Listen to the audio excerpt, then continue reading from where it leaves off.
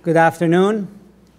I'm Vali Nasr, the Dean of Johns Hopkins School of Advanced International Studies. It is my distinct pleasure to welcome you to today's Bernstein Forum, which is a signature event held 4 times a year here at SAIS, featuring speakers of international stature and impact on the global policy stage.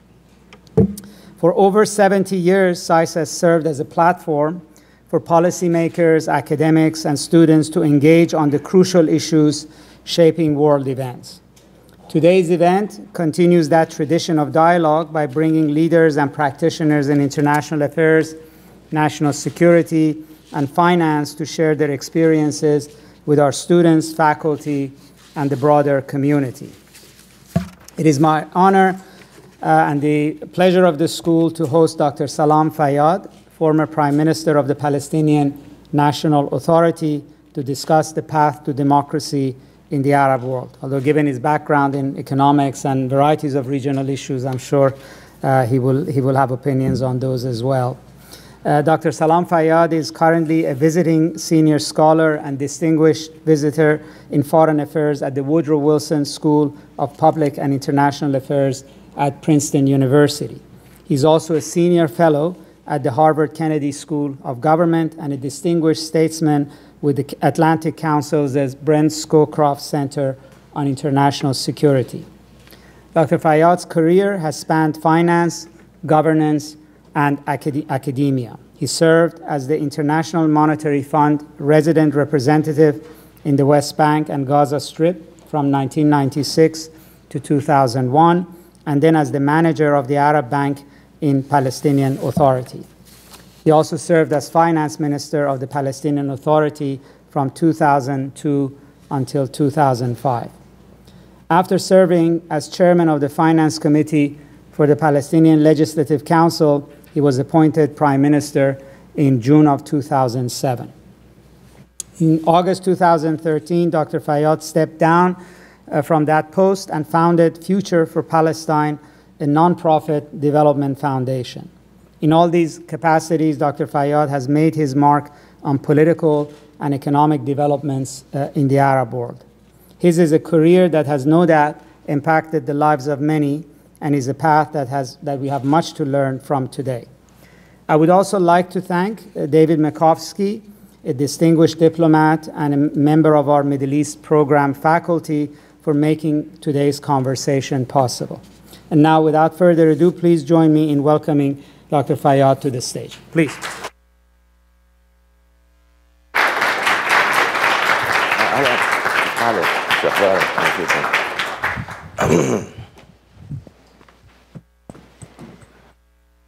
Thanks. Well, welcome to SAIS. It's wonderful to have this conversation with you. I mean, nowadays, any day of the week is good to have a conversation on the Middle East, barring distractions from our domestic politics periodically. I mean, there's a number of issues that is on the table in the region, but I wanted to start sort of more broadly on a set of economic issues which you have a great deal of experience with. I mean, since the events of the Arab Spring happened in 2011, where a lot of our focus was on the pace of economic growth in the region, on the demographic time bomb of young unemployed people, our focus has now shifted to civil wars, regional rivalries, and nuclear negotiations with Iran. But I want to sort of go back and ask you, where does the economics in the region, where does that central issue that generated the Arab Spring in the first place stand, and how do you see the picture? Well, first of all, thank you very much for hosting me. It's a great pleasure and privilege for me to be here with you at the forum. Thank you, Dean Nasr, for the kind and warm introduction.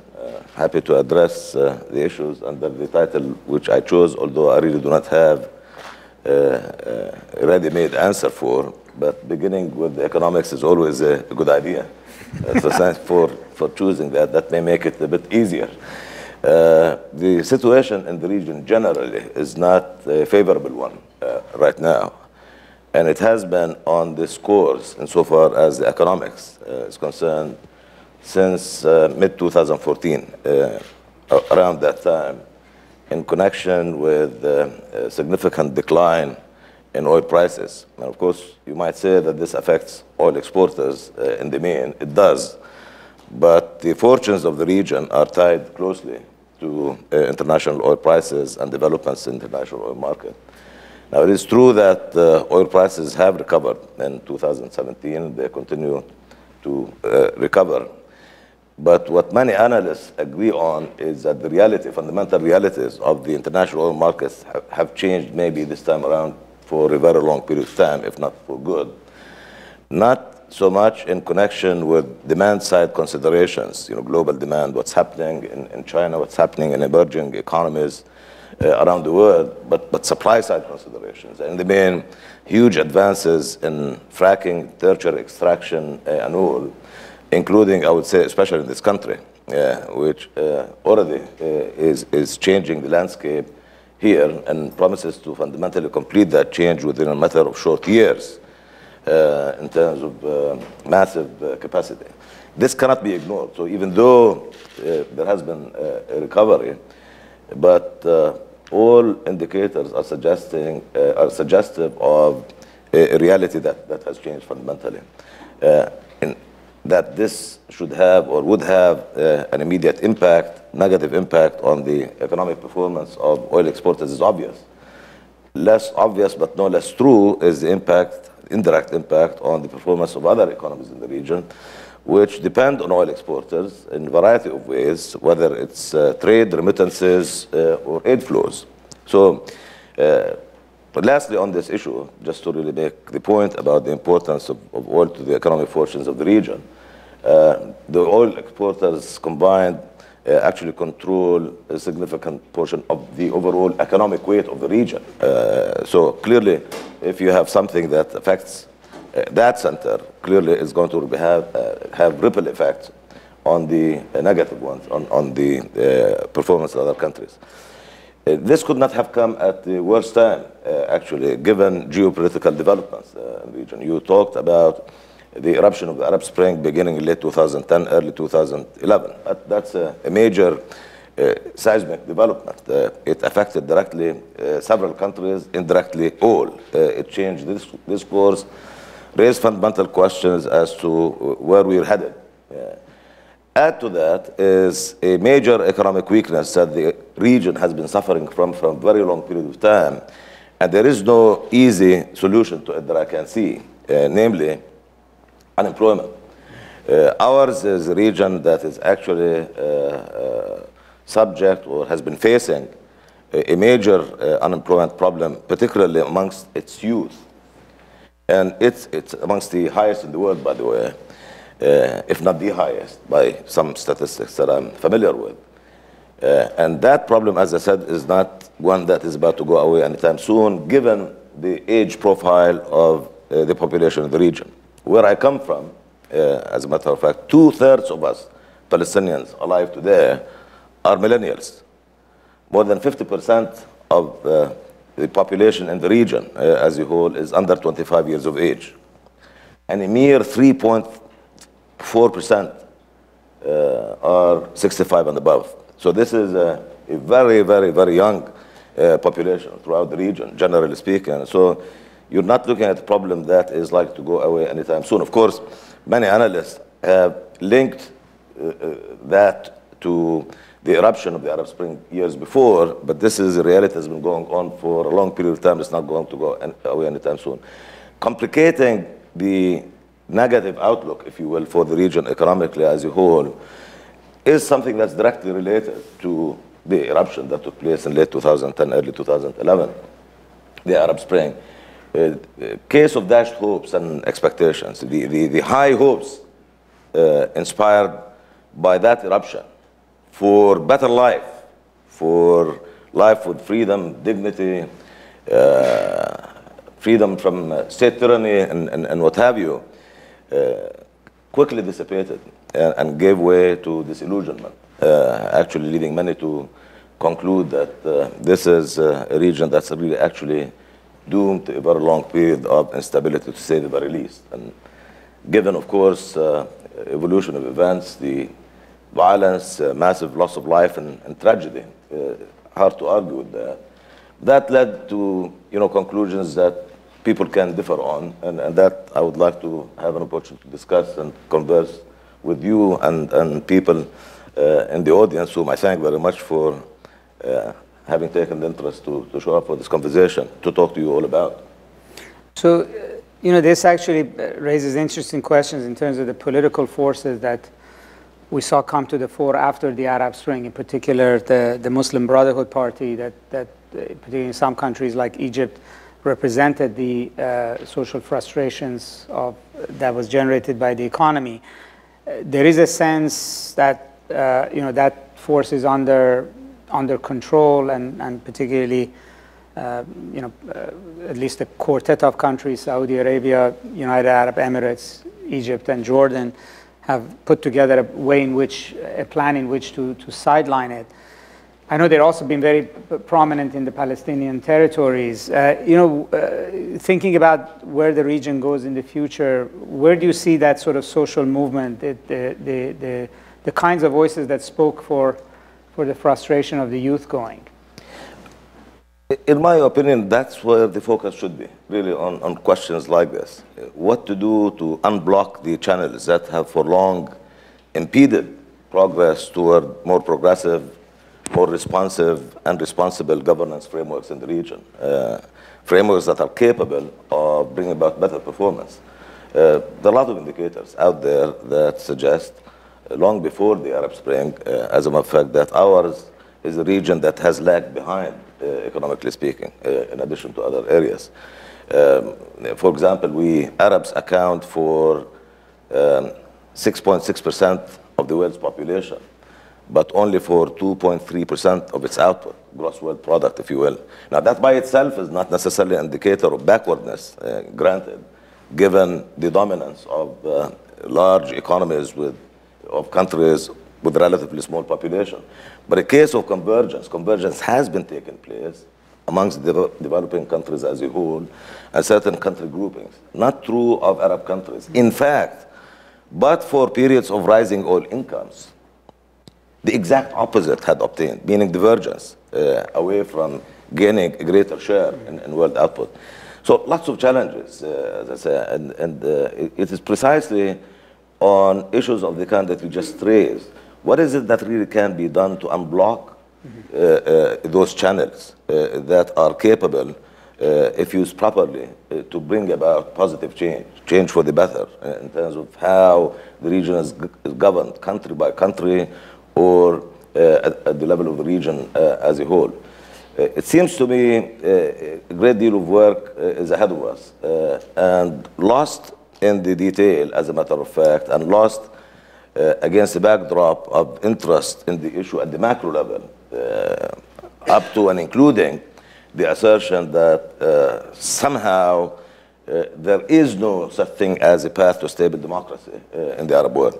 I mean, this is, by the way, if this sounds outlandish, I can tell you, I'm not very happy about this conclusion, but I can tell you that this is a conclusion which a significant number of analysts have taken. I would say, indeed, growing number of analysts. It's a conclusion, by the way, not surprisingly, that those who actually had shaped the pre-2011 status quo, or those who benefited from that status quo, as a matter of fact, are readily kind of promoting that you can either have democracy or stability, but not both. So apart from this being objectionable from my point of view, and I'm sure others, on the grounds of it being culturally essentialist, to say the least, among other things, it also is most unhelpful in the sense of it removing from the realm of immediate interest any consideration, any serious consideration of factors that objectively have contributed to blocking the channels for change in the region. And that, I believe, is where the conversation should be about. Democracy, however, which way you want to define it, is an ideal that I think it is difficult to argue against by anyone.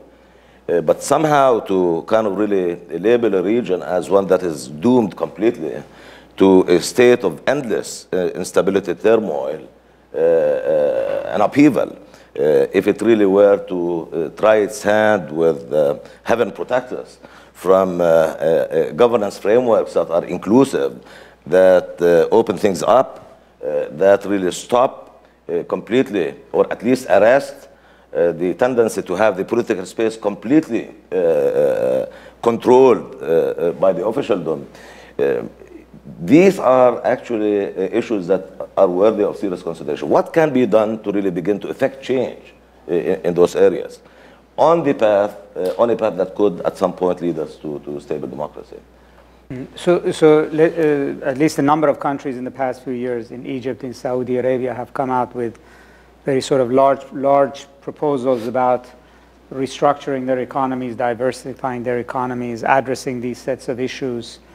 Are they doing what is required in terms of removing the blockages? And in terms of economic performance, for sure, some have, with good measure of success, actually diversified or achieved good deal of progress in diversifying their economies away from virtually complete dependence on oil.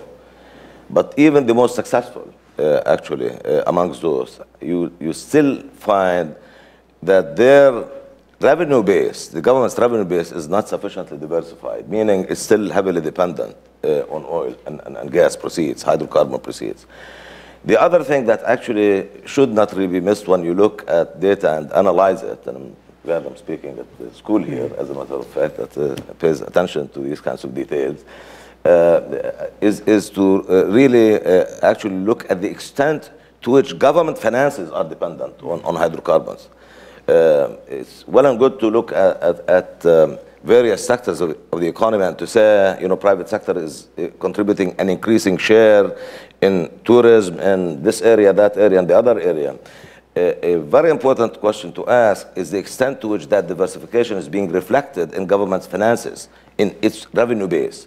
Because that economic performance and the leadership by the private sector is being assumed more and more in countries where diversification is underway, actually is largely dependent on governments continuing to spend. So these countries actually find themselves in a predicament, facing a serious predicament. On the one hand, there is a slowdown, and if you really look actually at the current performance, the projected performance for these countries, it is definitely very weak economic performance, in very low positive range, and some actually edging more in direction of recession. As you really try to work your way out of that situation, you would find it extremely difficult to do so while cutting expenditure. Because even if you assert that the economy has achieved a certain measure of diversification, you still would need, in order to propel that, have the government actively engage in the economy. This is true in the cases where some progress has been made, but in other cases, very little progress has been made in the direction of diversification. All along, I think it's really be key amongst the points of interest for policymakers is to think of ways in which they really can sustain the capacity of their governments to continue to spend money. That's at least my take on development. While at the same time doing things on the revenue side in order to make that possible and for all the right reasons, to begin to bring about improvements in governance frameworks in ways that are more inclusive and begin to signal a shift that is understood and so perceived by the public at large away from social contracts that historically worked toward, if not actually were designed to shut people out of decision making on matters that immediately pertain to their faith. And therein really lies the biggest problem of all. And I'm looking at Jake Wallace, reminded of Tunisia. Of course, when he's an authority on it, and I'm speaking totally under his control. Again, this gloom and doom and pessimism with which our region and its prospects are viewed. Even those who look at Tunisia and say, success. Hopefully it is so, and it will be so. Many of them will tell you, but it's not replicable. Because Tunisia is unique in many ways, and that's true. I mean, the Tunisian context is definitely unique in many ways, and they're difficult to replicate. Certainly, you cannot do that backwards. You cannot recreate, Tunisia of 2010, 2011 in other countries of the region today. I mean, you cannot recreate historical context, so to speak. But is it really the case that other countries are doomed, and what may be a case of success, lone success, is not replicable ever? Isn't that something that's really too much to ask? Isn't it really better for us to kind of leave that aside, let the debate on it continue, but really to begin to focus on governance issues that could begin to actually pave the way toward changes that could make democratization more attainable, or the likelihood of which more attainable at some point in time future, and certainly less violent, if not really completely peaceful? The answer to this is yes.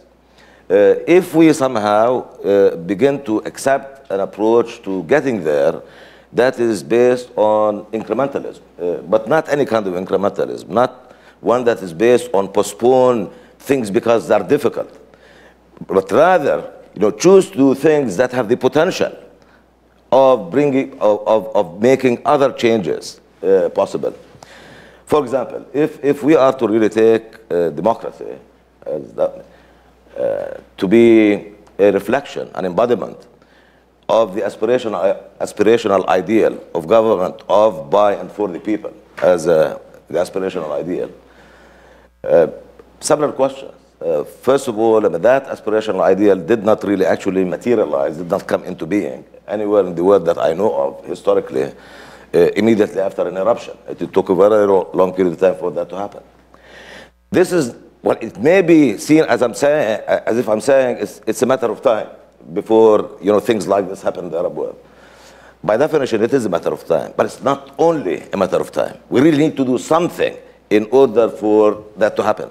My suggestion would be to really actually, of the three components of this aspirational ideal of government of, by, and for the people, and by the way, if you were to begin the conversation this way, anywhere in the region, you'd probably be told, drink your coffee and let's talk about other things. I mean, that's the end of the conversation. If, on the other hand, you were to come and say, what about government for the people? I'd be hard-pressed to think of anyone who would say they're not for this, overtly. Government for the people is government for the people. Means good governance, means doing all of those things that really would ultimately represent the source of legitimacy for any regime. However, which way it came into being, into power. Government for the people is critical, to that equation of legitimacy. If you are to really begin to do things like this, even at the minutest level, things that may not appear to be very significant. For example, if you were to really engage, countries in being more transparent about their finances. I mean, around the turn of the century, this became kind of really almost like an old thing. After all, what is the big deal about countries posting their budgets on the internet and things like this? It's not really such a big ask. I mean, there are questions as the extent to which the budget that's published really represents a full range of government operations, the extent to which data is of integrity, et cetera, et cetera. But the act of publishing itself is not really such a high expectation. It isn't anymore, to be honest with you. What if you were to really come and make this kind of the norm, the expectation of everyone to really do this? What if you really combine this with the expectation that governments would not go after their own citizens if they were to say something negative about what they read about the budgets on the internet as published by their own government? Just that. Imagine a situation where you have just this. Some may say this is kind of really too little. This may be really a call for mediocrity. I'd say it beats the alternative of doing nothing, waiting for us to really do that, which no other nation in the world really has managed to do, to really get to government of, by, and for the people in one go. This is really the kind of discourse that creates conditions for accountability and, importantly, for strengthening the institutions of the state.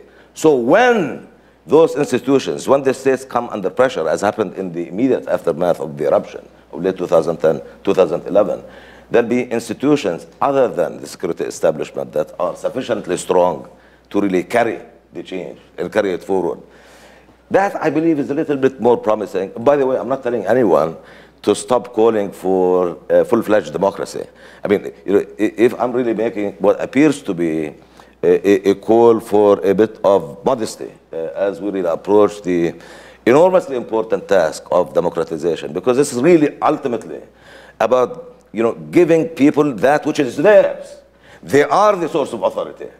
They are the source of legitimacy. Mm-hmm. And anyone with any degree of common sense and power, if they don't understand the equation, if they think of themselves as the owner of the place, that's really where everything begins to go wrong.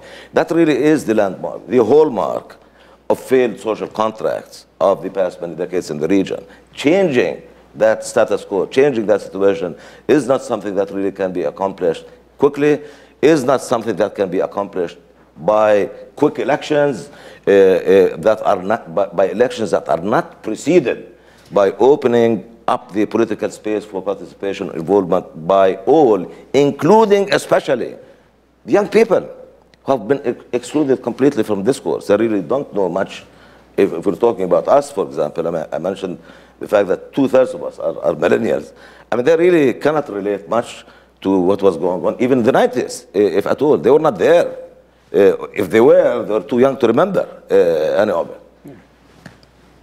So, I mean, a lot of the issues that you raised about, you know, the demographic profile of the region and the social pressures, as well as a lot of the governance issues, is also very much present in the Palestinian territories as well. And I guess there's an expectation that before long there might be a leadership transition, since you know, generationally speaking, it's a part of the Arab world's transformation, and Palestinian territory is no different, with the added issue of the ongoing unresolved Arab-Israeli situation as well. So, you know, how do you see where the Palestinians' territory go from where they are forward? I mean, obviously there's no process anybody can see in terms of at least the peace process. Prospect of it is not clear.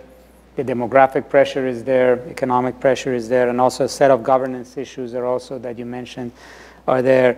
I guess we have difficulty thinking about what comes next in that theater. Yeah, you're right in the way you described the difficulties when you said not many people see how, and I submit it's not because they have not seen their ophthalmologist recently or optometrist. Difficult to really see how, you know, we're going to really move out. Seriously, I think, you know, all of the issues that I really talked about are germane and significant, and I believe of high degree of importance to all Arab countries equally. But they're especially important for us Palestinians. This may sound as a kind of really strange submission, given the reality of more than half a century of occupation, 7 decades of dispossession, and difficulty, suffering, and all. And I think it's really worthwhile to really elaborate a little bit as to why I think so. I say especially important for us Palestinians because, you know, in the way our national aspirations became defined and agreed virtually as a matter of complete consensus, particularly over the period 1988-1993, it became an aspiration for us Palestinians being able to live as free people with dignity in a country of our own on the territory Israel occupied in 1967. That's the kind of vision that virtually all, I say most Palestinians subscribe to. I think certainly around 88. And that consensus pretty much held up until Oslo was signed and started to really fracture. And then the rest is more recent and is well known.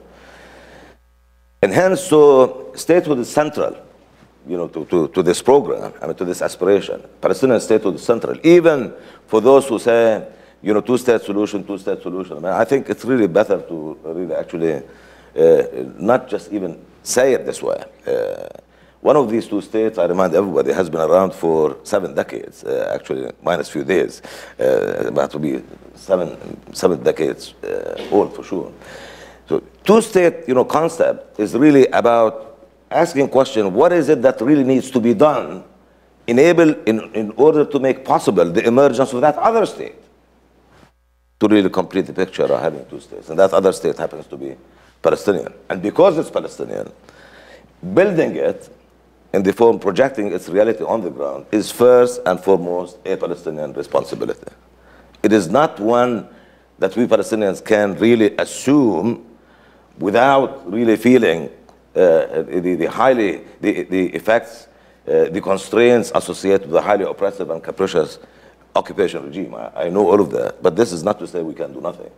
Projecting the reality of Palestinian statehood on the ground in the form of institutions that are capable of providing for the welfare of people in an equitable and transparent manner is first and foremost our responsibility. We can't do any, things perfectly. We cannot really attain highest standards and all because of the restrictions associated with the occupation, situation in Gaza, separation, siege, violence, killing of people. Look at what's happening these days, for example, has been happening for a number of weeks. More than 40 of our people killed, mostly young, demonstrating peacefully and all. In the midst of all this difficulty, as a way of really challenging it and not accepting it and resisting and saying no to all of this, I think in parallel what we should be doing is to doggedly commit ourselves to the pursuit of projecting the reality of our state on the ground in spite of the occupation. Among other things, this requires actually putting in place institutions of government that actually rise up to the level of being worthy of the confidence of those governed, of the people. So whereas I see an evolution along those lines as necessary and most helpful in most, if not all, Arab countries, I see it as an absolute must linked directly to our capacity to attain freedom.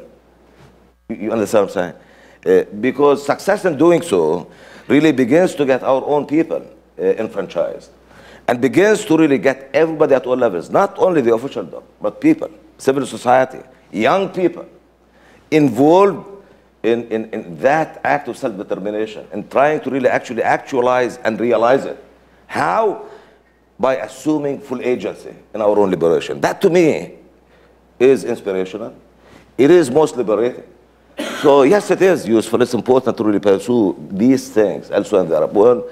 For us, it's a matter of difference between continuing to live under occupation, oppressed, with our freedom taken away from us, on the one hand, and living as free people with dignity in a country of our own, ultimately with full sovereignty. But that really has to come first. And so it's really absolutely essential, regardless, notwithstanding, I would say, the complexity of doing this under occupation. And I know from first-hand experience how difficult it is to really actually do things.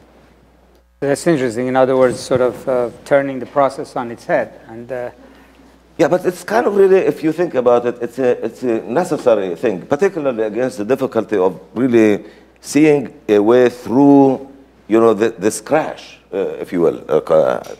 If this is a racing track of sorts, it's a pile-up and all, and you really don't know which direction, this is really going to go. Where is the breakaway going to really come from?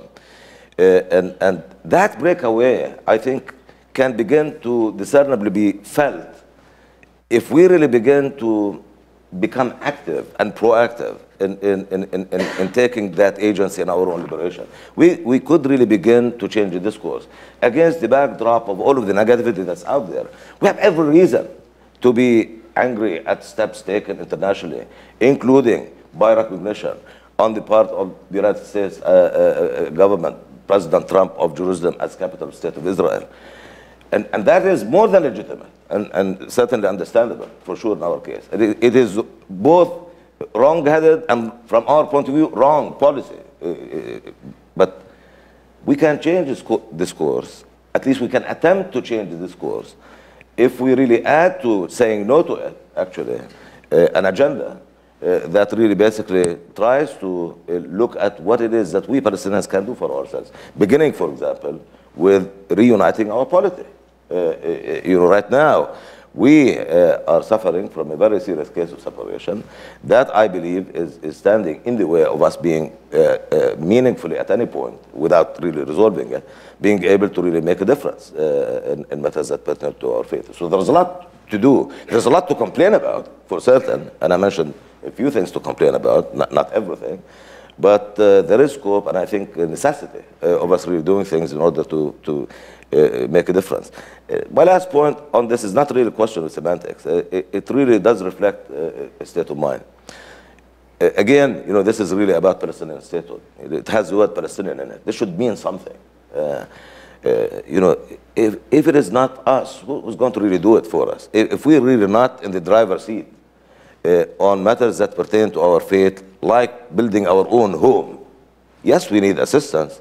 Yes, we need for the world to really begin to play the role of equalizer in an otherwise highly asymmetrical balance of power between us and the occupying power, that's Israel. There is no question about that.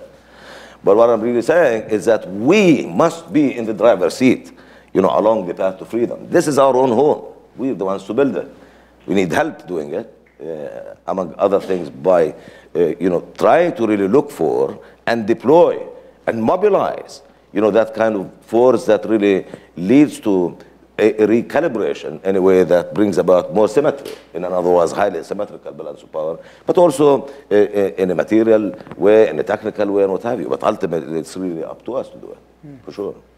What has to happen in the Palestinian side for this process to get kicked in? I think right now, particularly looking at what's happening in Gaza, and the terrible situation our people in Gaza have been in for more than a decade, coming up on 11 years now, when the case of political separation became very deeply entrenched, and I use the words carefully here, I say became more deeply entrenched because the case of political separation actually started upon the signing of the Oslo Accords back in 1993. I refer to a period of virtually complete consensus between 88 and 93, but after that, some beg to differ. And their political weight increased over time, up and down, but most of the time, over time increased. I'm talking about factions like Hamas, Jihad Islami, those who really from the very beginning said no. Actually, the base of the no actually has expanded to include elements within the PLO itself that really beg to differ, with Oslo having been the right choice at the time it was made, certainly given what it really boiled down to and how things ended. But if you really look at that particular situation and looking at the importance of Gaza being an integral part of that state of Palestine that we aspire to have, it seems to me any meaningful attempt at really putting forward an agenda that is in any way coherent must begin with bringing Gaza back into the Palestinian fold. That's key. There are differences of views, of course, in terms of how or whether this should be even attempted, and if it is, how it's to be, how it is to take place, on what basis, etc.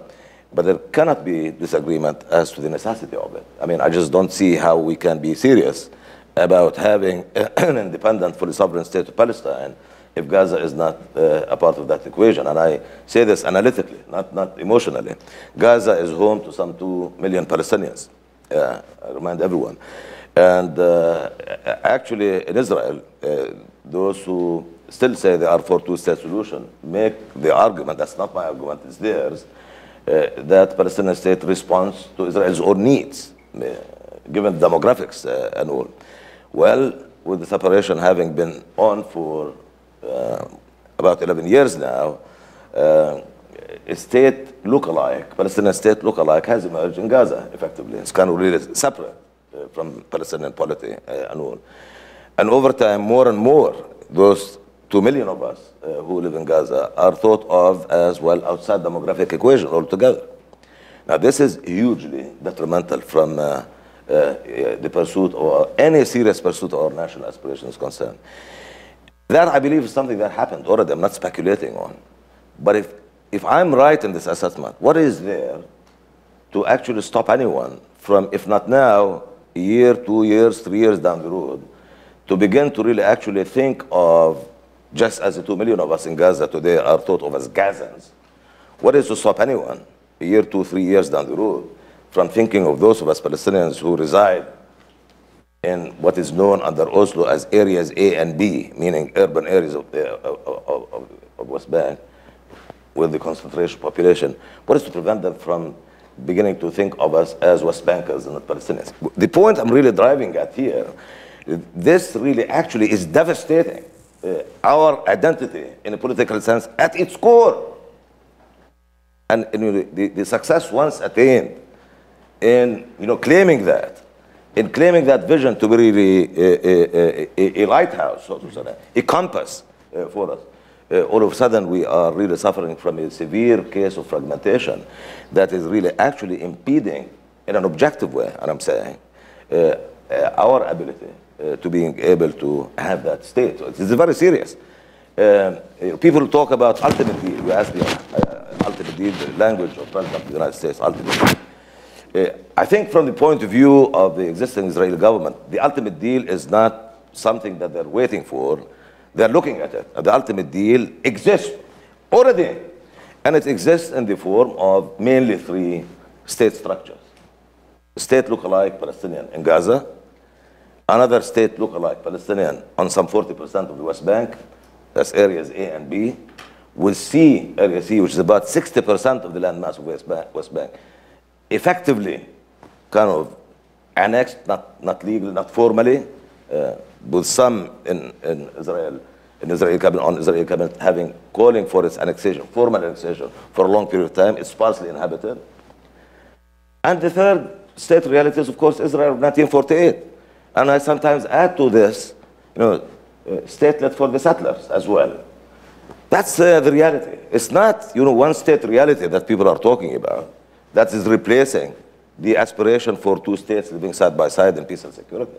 It's a 4-state reality, essentially, or 3-state reality. Call it what you want. It is the ultimate deal from the point of view who want to perpetuate status quo, benefiting from, among other things, that separation I'm talking to you about. Palestinians in Gaza becoming Gazans, Palestinians on 40% of West Bank becoming West Bankers of sort, you manage. But it's really over. What's missing from this, from the point of view of the Israeli government, is a Palestinian signature on this being an end of conflict resolution kind of agreement. There isn't a Palestinian alive today, nor I believe will there be one, who would be prepared to sign a peace treaty with Israel that really actually enshrines this into a legal document. But it seems to me, in the Israeli calculus, it's something they're prepared to take, whatever it is, and it beats the alternative of trying to really do something meaningful. Now, how do you change the discourse? I mean, to me, this is the reality, to be honest with you. I mean, some of you may disagree with me in terms of this being the reality. To me, it is. And if it is, and to the extent it is, the question is, what do we do about it? I mean, we can raise red flags, we can really point to it, and all of this is important. And I think and part of what I'm trying to do here is to draw attention to it, at least as a possibility. But isn't it really the case that it's incumbent upon us Palestinians to actually add to that, importantly, by trying to do something about the Achilles heel in all of this? We really can begin to reverse this. If we are successful in reuniting our polity tomorrow, we can really begin to reverse this narrative. Because, Palestinians, Gaza are no longer Gazans only, they're Palestinians. They are part of the demographic equation. State of Palestine is going to include them. And Palestinians are never going to be satisfied with a state in the West Bank that is on 40% or give or take, add to it another 10, 20%, as something that they would consider an important element in fulfilling their right to self-determination. Never. So this is important. To say no to this is important. To reject it is important. Equally important, if not more so, is based on that, what is we're going to do? And it seems to me the thing to do is to really try to put our house, in order and together to reunite us. There are some specific ideas which you can get into if there is interest in terms of how that could be done. I personally have tested them many times in fora like this, and it would be good if there is interest, we can really get into some of the elements of those and see whether they stand to the scrutiny that may be presented. So let me just, before going to the audience, push you further on this issue. I mean, the four-state solution that you describe as a sort of a de facto scenario is not desirable, clearly not desirable to Palestinians. But, you know, arguing to Americans, let's say, why would it not be viable or stable? Because I would assume the assumption of many in Israel is that it's working. It's going to be there. Palestinians may not like it. Some Israelis may not like it. But it looks like it's viable, and in time it can be formalized. What is the counter-argument? Why this is not a good idea? Yeah, I think it's a very important question, but I think you're right. I mean, I'm saying the same thing, that actually it seems to me, anyway, inferentially speaking, that the balance of power or center of gravity of Israeli body politic on this is exactly where you thought it is. In other words, they're looking at the status quo and basically saying, with whatever risks this may come with, it's an acceptable status quo.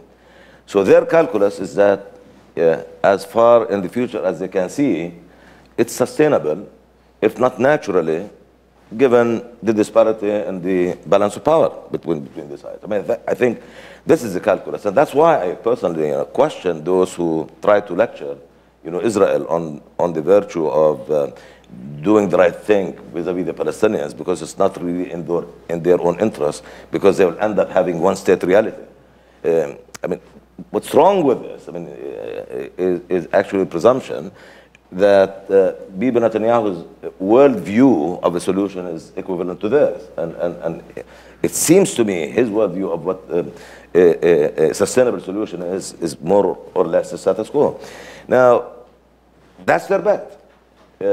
Doesn't really mean that they have to be right about this. And part of really proving them wrong resides with what really has stayed with us Palestinians for over a century now, which is really an innate need on the part of people, any people anywhere in the world, to find a right and reasonable way of expressing their right to self-determination, one form or another.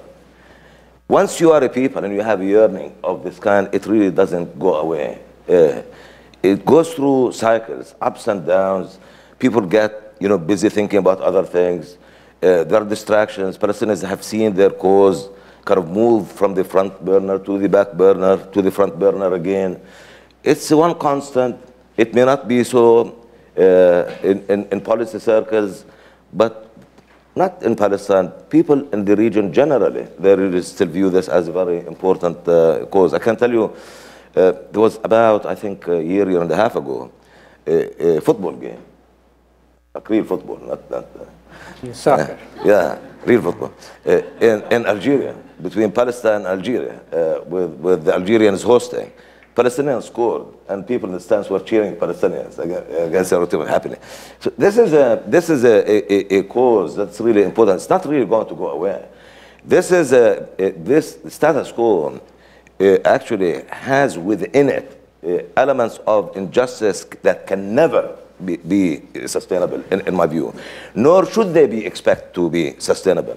And by the way, in some fundamental organic way, this links neatly with what we're really talking about, Arab Spring, what really brought it about, and why we're thinking about it, the way we're thinking about it, etc., etc. Look at this Palestinian journey, toward empowerment, this key word here, toward empowerment, toward freedom, highly tumultuous. We do a lot of things, right, wrong, back and forth, and all of that sort of thing. So we're really seized by, how tumultuous it is, how disruptive, how tragic, and all. But this experience also is a reminder, for us all, for Arabs, for international community as a whole, as it is also in connection with the Arab Spring, not of the tumultuous path or nature of the journey to empowerment and freedom, but why justice, empowerment, and freedom were necessary all along. Yeah. why they are necessary today, why they always will be necessary until you really get to a stable equilibrium. Otherwise, you run into a succession of unstable equilibria, if you will, from one to another, to another, to another. So, yeah, they like to make that bet. No stopping them, I guess. It's really incumbent upon us to really try to arrest and begin to really lay the ground for changing that narrative for the better. And you know, one thing about this, if it is as bad as I believe it is, it surely is a lot better for us to really endure the difficulty, the setbacks, swinging, to be honest with you, trying to do something about it as opposed to being passive and just complaining. It is an incredibly inspiring act to really, for people to really get involved and to really begin to feel that they're really taking charge in an effort that is about nothing but being masters of their own destiny. I mean, it's immensely emancipating. Well, I mean, the story you tell about the Palestine-Algeria game is also the reason I think that the sort of the idea of a stable Israeli, Saudi, UAE alliance against Iran is also an unstable, short-run equilibrium. So with that in mind, let me open it to the floor and see if any questions. Yes, just wait for the microphone, if you would, please, and just introduce yourself right in the front row.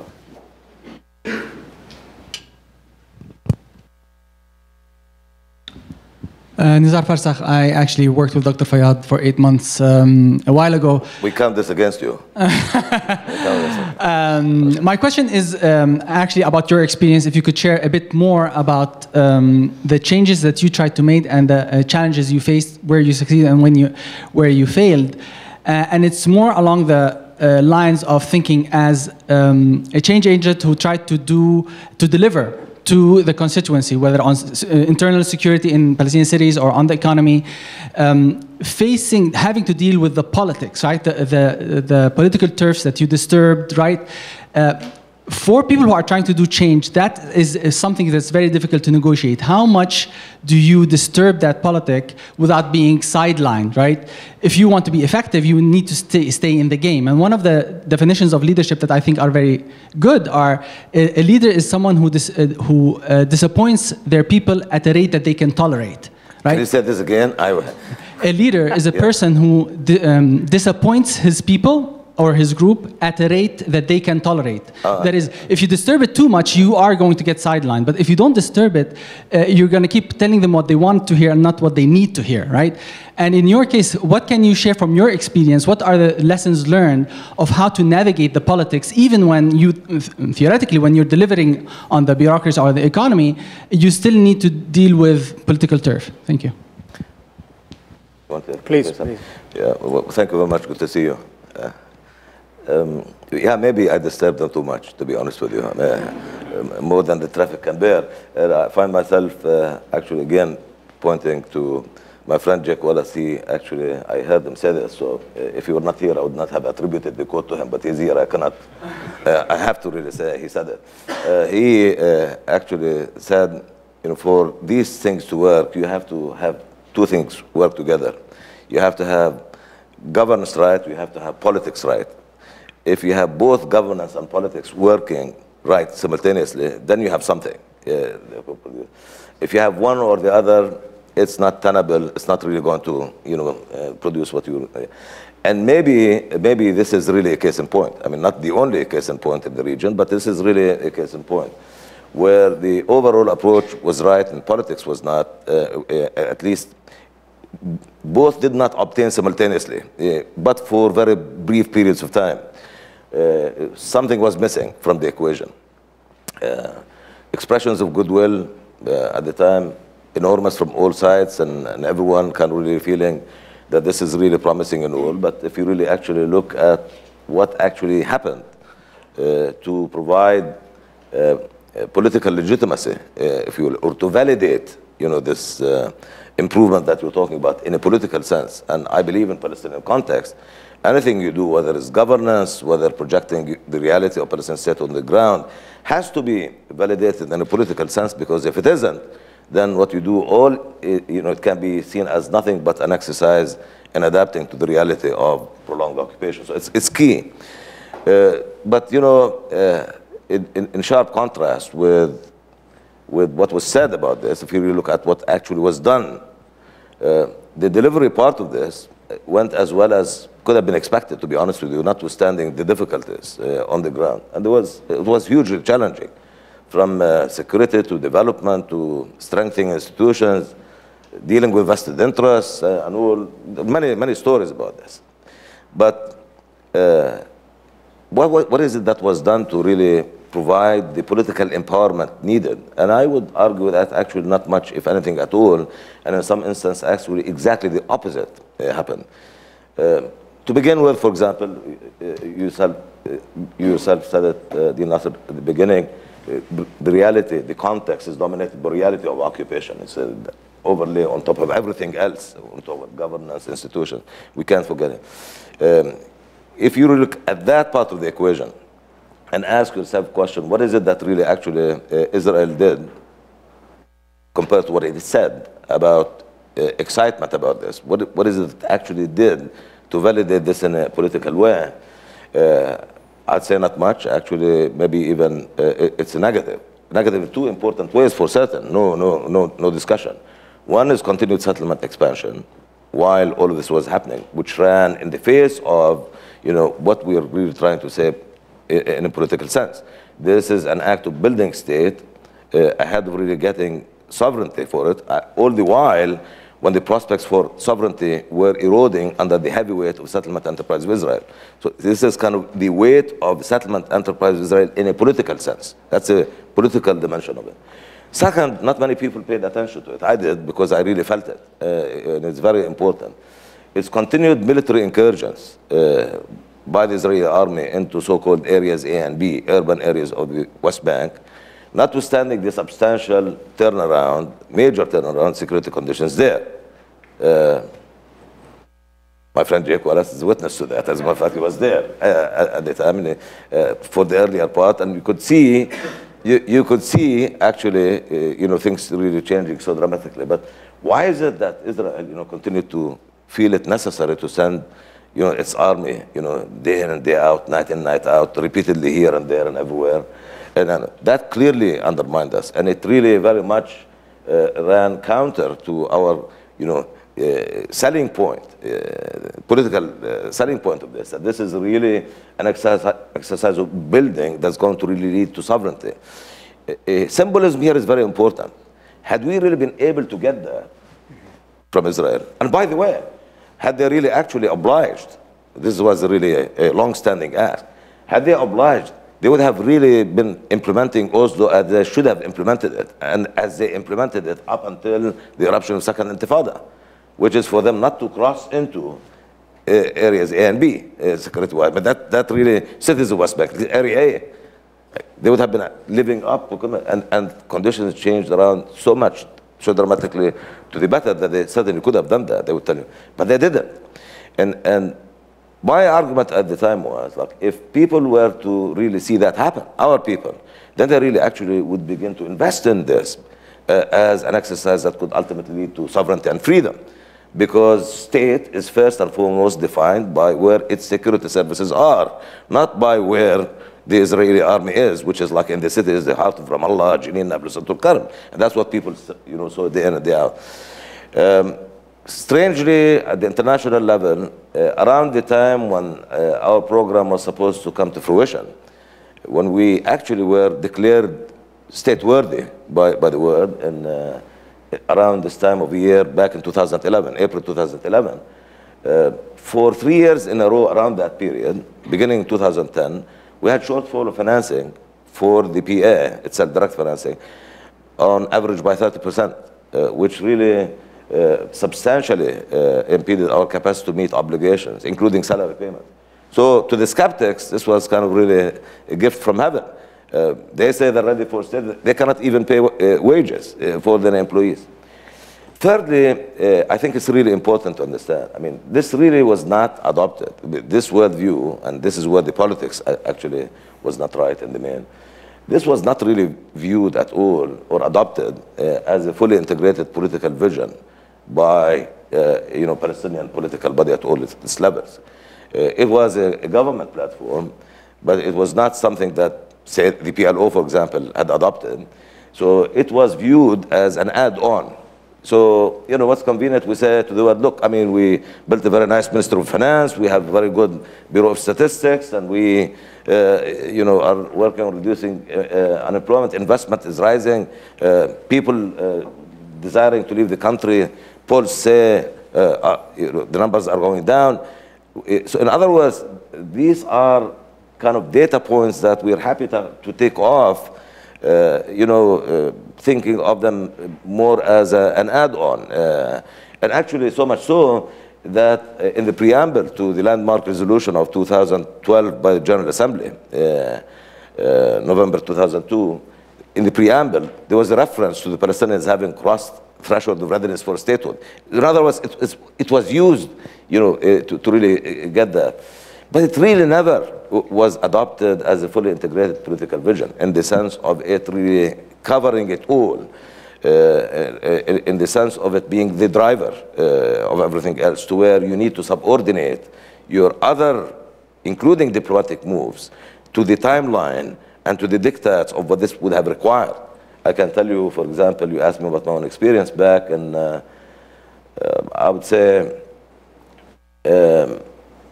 by 2010, the world was beginning to see that we're going to really succeed in this test that we said we're taking, which is to get ready for statehood. And toward the end of that year, people were really approaching me internationally, asking me questions. What can we possibly do? I mean, to kind of reward this. What can we do for the Palestinians? What can we do with the Palestinians? Of course, what we wanted them to do was to really work hard on the political side of this, to really make it work, to end the occupation, to impart sovereignty to this structure and all. But of course, by that time, they knew they were not going to be able to do that. Nevertheless, it put enough pressure on them, that sort of quasi-contractual understanding. What can we do for the Palestinians? Things like maybe membership in the World Bank, membership in the IMF. These are conversations, or in the realm of conversations, but not anything written, no applications filed. But what I'm really saying is that in a political sense, the plan kind of really succeeded in establishing the expectation that this is a behavior that was supposed to really produce something political. When it really was seen, I was not going to really produce that, but something good anyway. But what happened then at the same time, that sense of positive anticipation, what we're going to do for or with the Palestinians, kind of really started to shift in the direction of anxiety. What are we going to do about them? All of a sudden, the only thing people wanted to talk about internationally was Palestinians are going to the United Nations. They're going to really seek recognition and all. That really changed the discourse completely. So it's an example of where, when you do not have, your moves in sync, when you do not have, sort of a work plan that basically projects, and decides essentially a roadmap for you, what you really should be doing, you begin to really kind of depart from it, and you begin to you deploy it only when you feel it's convenient. You just basically think of it more like an add-on, but not essential. That has not happened, and I believe that's what's missing. That's what should happen. Questions? Yes, this lady here. Actually, why don't we start back there and then come forward? That young student here. Yeah. Thank you. Hi, I'm Shweta Ramachandra. I'm a second-year conflict management student here. My question to you is regarding the recent Trump administration move to recognize Jerusalem as the capital. And a lot of people anticipated that this would mark the start of a third intifada, but it did not. So, in your opinion, why do you think that did not happen? And in this particular conflict, what do you think are the tipping points for violence? And do you see any patterns or trends? So why don't we, Catherine, also get that gentleman next to you, and then we can. Hi, I'm Adam. I'm a second-year Middle East Studies student. Thank you very much for your time. My question is about the premise for this discussion, the path to democracy. So my understanding is that is that part of the reason that Hamas and the PA have a difficult time getting things done is because maybe, perhaps, their vision of democracy differs slightly. And so I want your opinion on how Palestinians can achieve unity in finding a form of democracy that is acceptable to all the factions. Does it look like Tunisia? Does it look like Western democracies? Does it look like Turkey? Does it look like Iran? I would appreciate your input on this matter. Thank you. Please.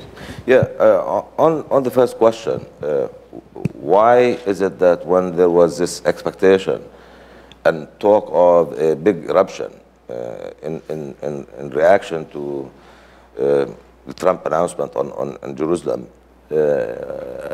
my sense on this then, and it remains so today, although I will have more to add to what I would have said about it back in December, for example, what's happening, what has been happening since then, even though it may not really pass for a major eruption in the way that was talked about, and many people warned that something like this happened, but it's a kind of a continuing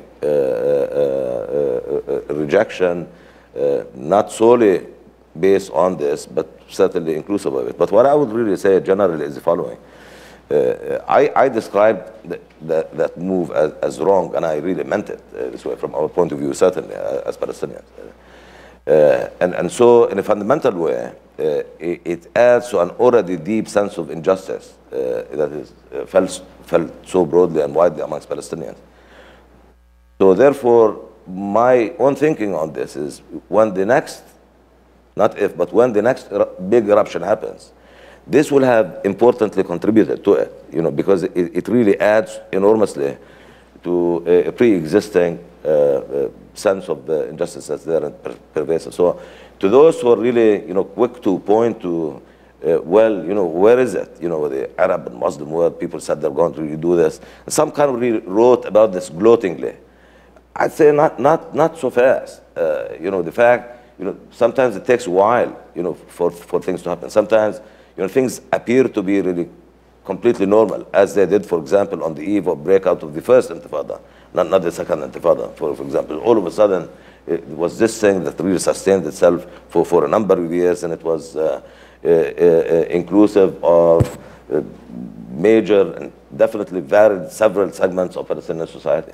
That still can happen, but in addition, as I say, look at what's happening in Gaza and what continues to happen from time to time here and then West Bank. And you ask people, and when they really tell you what's going on, what it is they're reacting to, this is part of what they're reacting to. They are, of course, obviously people are reacting to a sense of despair because, every day they really sort of get this message that you're doomed. When you look at, state of mind of our people in Gaza, for example, in particular, in addition to the political side of this, there is the immediate issue of what people really have to deal with on a daily basis on matters that pertain to their livelihood.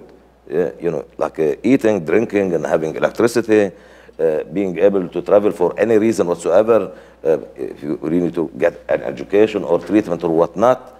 I mean, and every day you're told, this is end of line, or at least you think so. There are many things, many factors that really contribute to a state of discontent that I think the word would be wrong to assume away.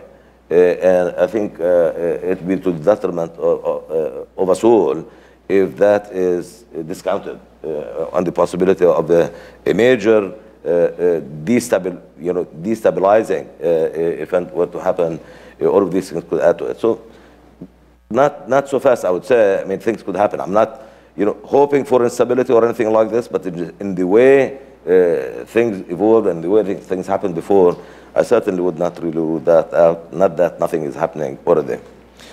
On the question of concept of democracy that people really might converge on, I kind of really made a quick reference to some concrete ideas that I have on measures that are needed to bring about a state of reconciliation first, with some democratization element leading ultimately to elections, because sooner or later you need to provide the space and an opportunity for people to kind of really choose their own government, something which our people got a chance to do some 12 years ago and not once since then for a variety of reasons. But first really has to come an effort to try to really bring everybody together. And the Palestinian context is really vastly complicated because there is a regional, meaning Israel, an international, dimension to whatever it is that might form a basis for reconciliation on the Palestinian side. There is famously a set of conditions or principles known as quartet principles, although the quartet itself may have forgotten about them now, or maybe prepared to kind of really forget about them, to be honest with you. And I'm actually banking on their forbearance and for them not to really continue to think about them, because if you really want to observe those, then it's really going to be impossible to bring Palestinians together. But I think it's really up to us. We should really try to find a way, one that is capable of bringing together all of these factions, regardless of their own respective platforms, without expecting them to really change those. I mean, and spending endless time trying to really convince them to change them. They're not going to be convinced. So I think bottom line is it's important to really try to find a way to bring people around the table, not only those factions within the PLO, but those outside the PLO to really part of decision making. The PLO stays the same as it is today. Its membership the same, its platform the same, it's everything the same. At the same time, these other factions like Hamas and Jihad are not expected to change their platform, but they sit on a bigger table. That's where decisions are deliberated, matters of national interest are discussed, positions are forged, and whatever position is agreed, then it's really up to our sole legitimate representative, it being the PLO, to communicate it to the world. In my formulation, the PLO will continue to act as our sole legitimate representative of Palestinian people, but not as it has so far been with representation, meaning power to decide on behalf of people. It'll be power to represent in the sense of to convey a consensus position forged by consensus, including that does include elements of democratization, because it involves an attempt at managing pluralism effectively. Because part of what democracy is supposed to respond to as a system of government is to manage pluralism. I mean, this is really what it's about. You decided, people go to elections, they choose one party or the other, or a combination of parties, and the outcome of elections is decided accordingly. It's a way to try to find a way to manage. So elements of democratization. So in the minds of people who say democratization, they think about purple thumb or whatever finger. I voted. It's kind of really a nice symbol. I did it myself. It felt good, to be honest with you, and it feels good. I tell you, anytime you do it. But it's sort of really telescopes it. It's highly reductionist view of democracy to really think of it as like this way. An act of really trying to manage your pluralism. To encourage, actually, not suppress, encourage, or at a minimum, accept it and try to manage it effectively. That involves elements of democratization by itself. It really begins to really open the space up and create a framework for accountability. Because here, at the bigger table, you have people that disagree with you.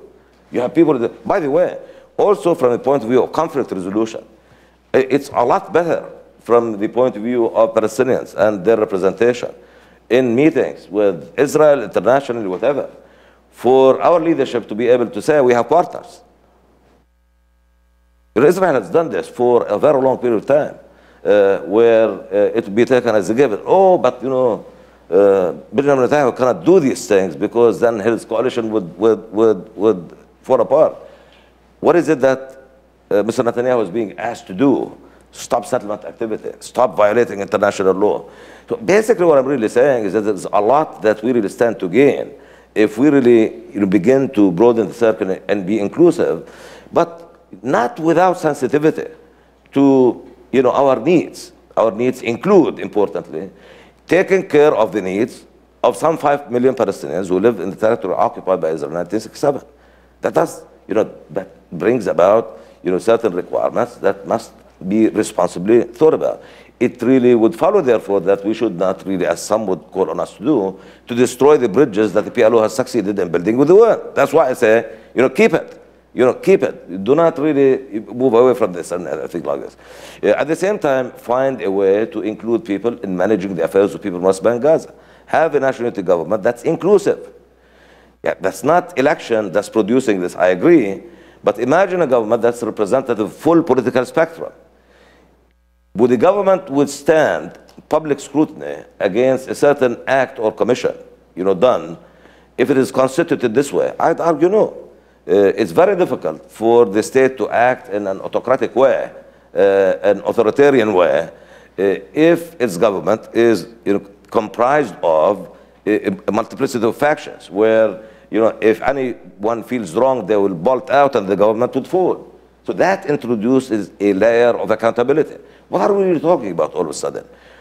That is really my point of this whole seminar, to be honest with you. That's my whole point. Instead of really just basically talking about the big things, look at the words we're using. We're saying pluralism. This is the currency. This is the currency of democracy. Managing pluralism effectively. There's another word that I have just used, accountability. But that really is a key component of a well-functioning democracy.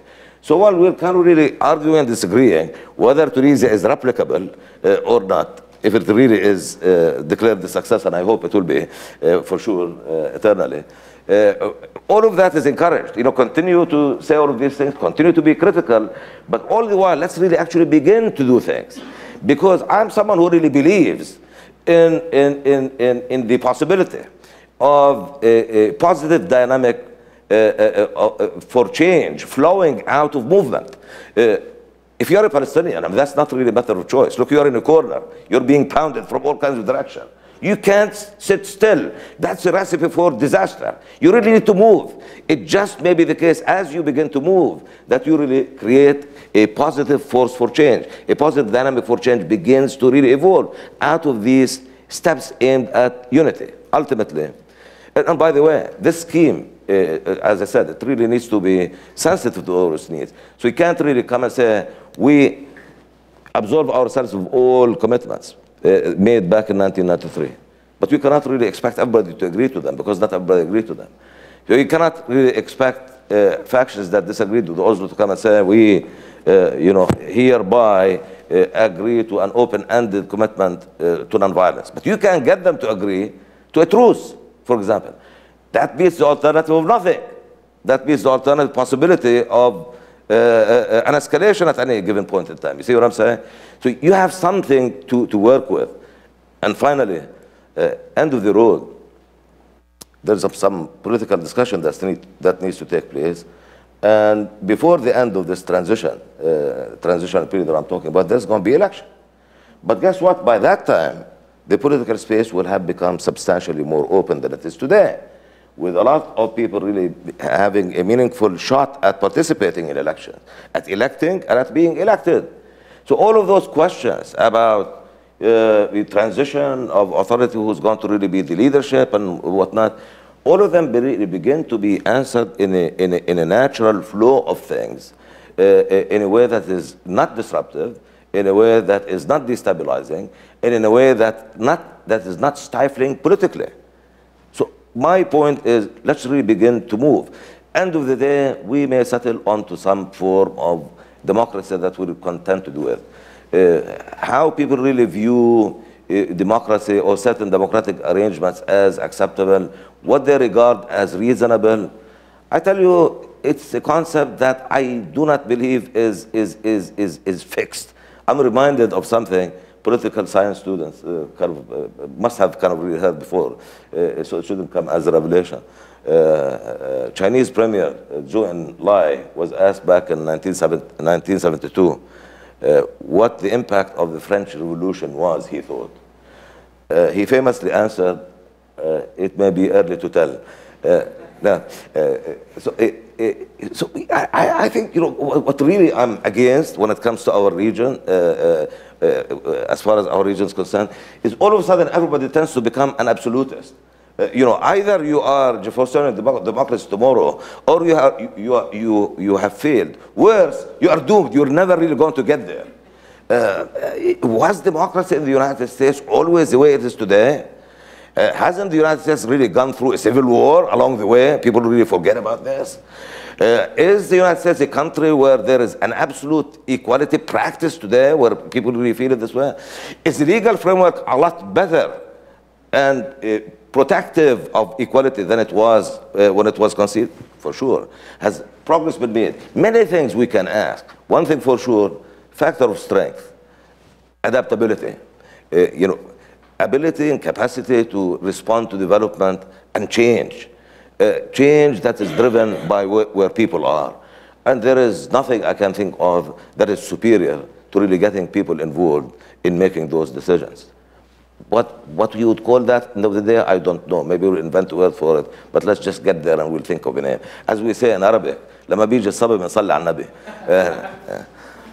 So, I mean, let's leave the US out of this. That might not be the best example these days. Yeah. Anyways, please join me in thanking Dr. Fayyad for an excellent conversation.